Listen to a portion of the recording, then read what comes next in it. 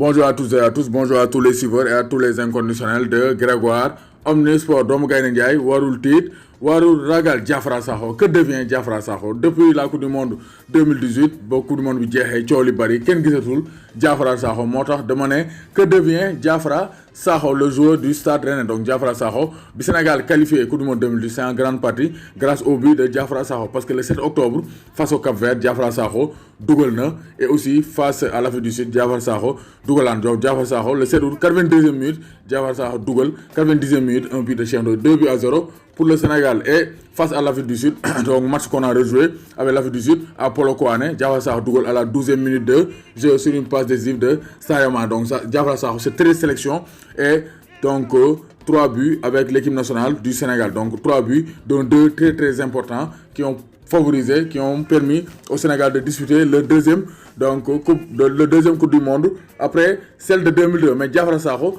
depuis la Coupe du Monde 2018, Diafra Sakho kenn gisatu ko parce qu'avec Bursaspor, donc il a été blessé.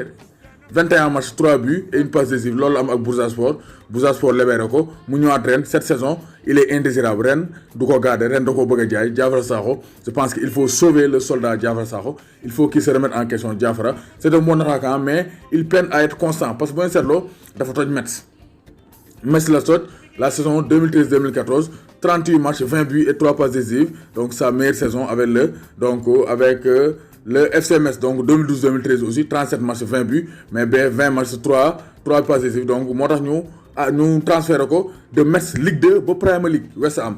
Première saison mu joué 26 matchs, 12 buts et 2 passes décisives. Donc une très belle saison pour Diafra Sakho en Premier League. Première saison, 12 buts et 2 passes décisives avec West Ham. 2015-2016, mu commencé rës, mu joué 27 matchs, 9 buts et 2 passes décisives. Et 2016-2017, ci la commencé rës carrément, a commencé perdre. 2016-2017, mu joué 4 matchs, un seul but. Et donc 2017-2018, 17 matchs, 4 buts et une passe décisive. Après ñu jaay ko ren jënd ko. Première saison, 14 matchs, 3 buts et ñu aal ko Bursaspor mu joué fa 21 matchs, 3 buts avec ren joué na déjà 3 matchs. Donc ça fait lors de la saison 2018-2019 24 matchs, 3 buts pour Diafra Sakho. Cette saison match préparation yëpp Julien Stéphan dugalu ko parce que Julien Stéphan n'a pas besoin, donc il est indésirable à Rennes. Donc Diafra Sakho Rennes comptewul ci moom, donc il doit trouver un club boo xamante ne dina mën amaat temps de jeu parce que quand même il a 29 ans, donc il est né le 24 décembre 1989 à Guédiawaye. Donc c'est un jeune joueur pour l'instant, donc il n'a pas encore 30 ans.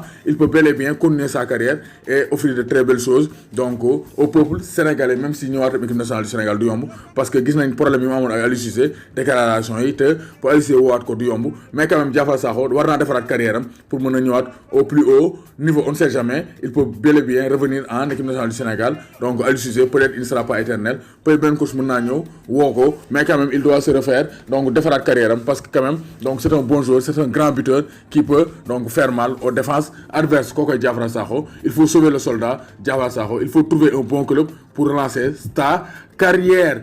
Diafra Sakho.